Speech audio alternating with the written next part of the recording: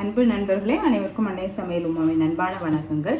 இன்னைக்கு அன்னை சமையலில் பார்க்க போகிறது இட்லி தோசைக்கு சூப்பரான சட்னி, ஹோட்டல் ஸ்டைல் கார சட்னி. இது நம்ம ஹோட்டலில் விரும்பி சாப்பிடுவோம். இன்றைக்கி வீட்டிலே எப்படி சுலபமாக செய்யலான்றதை பார்க்கலாம். கடாயில் தேவையான அளவு எண்ணெய், 10 காஞ்ச மிளகாய் சேர்த்துக்கலாம். நான் காரம் கொஞ்சம் அதிகமாக போடுறேங்க. நீங்கள் விருப்பப்பட்டீங்கன்னா கொஞ்சம் கம்மியாக கூட போட்டுக்கலாம். நீங்கள் விருப்பப்பட்ட 5லேருந்து 8 காஞ்ச மிளகாய் போட்டுக்கலாங்க.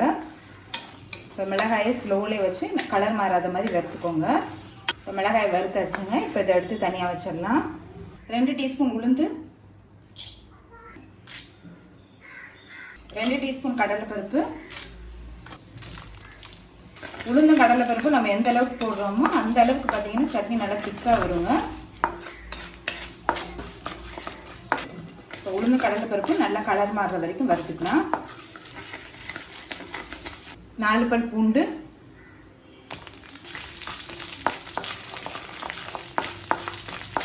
3 வெங்காயத்தை சேர்த்துக்கலாம்.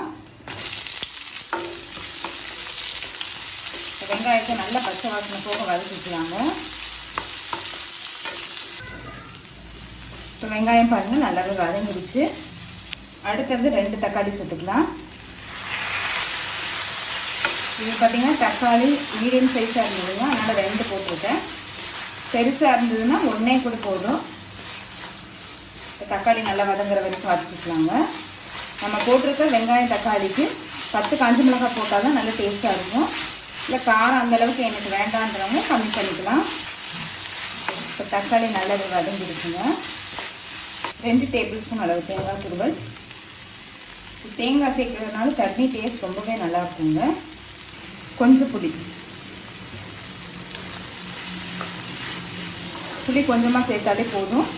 ஏற்கனவே நம்ம தக்காளி வேறு போட்டிருக்கோம், அதனால் பார்த்து சேர்த்துக்கோங்க. தேங்காய் சேர்த்துட்டு லேசாக வதங்குங்க போதும். தேவையான அளவு உப்பு. இப்போ இது கொஞ்சம் நேரம் ஆறின பிறகு வதக்கின மிளகாயோடு சேர்த்து மிக்சியில் அரைச்சிக்கலாங்க. இப்போ வெங்காயம் தக்காளி நல்லாவே அரைச்சிங்க. வதக்கின மிளகாயை சேர்த்துக்கலாம். இப்போ மிக்சியில் அரைச்சிக்கலாங்க. இப்போ அடுத்தது சட்னியை தாளிச்சிக்கலாம். 1/2 டீஸ்பூன் கடுகு,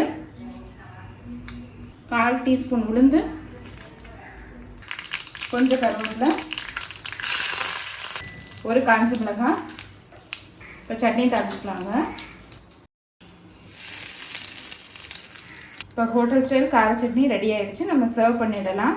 இப்போ சுவையான கார சட்னி ரெடி ஆகிடுச்சுங்க. ரெசிபியை ட்ரை பண்ணி பாருங்கள், கண்டிப்பாக உங்களுக்கு பிடிக்கும். ரெசிபி பிடிச்சிருந்ததுன்னா வீடியோவை லைக் பண்ணுங்கள், கமெண்ட் பண்ணுங்கள், ஷேர் பண்ணுங்கள். இது வரைக்கும் அன்னை சமையல் சேனலை சப்ஸ்கிரைப் பண்ணாதவங்க சப்ஸ்கிரைப் பண்ணுங்கள். தேங்க்யூ.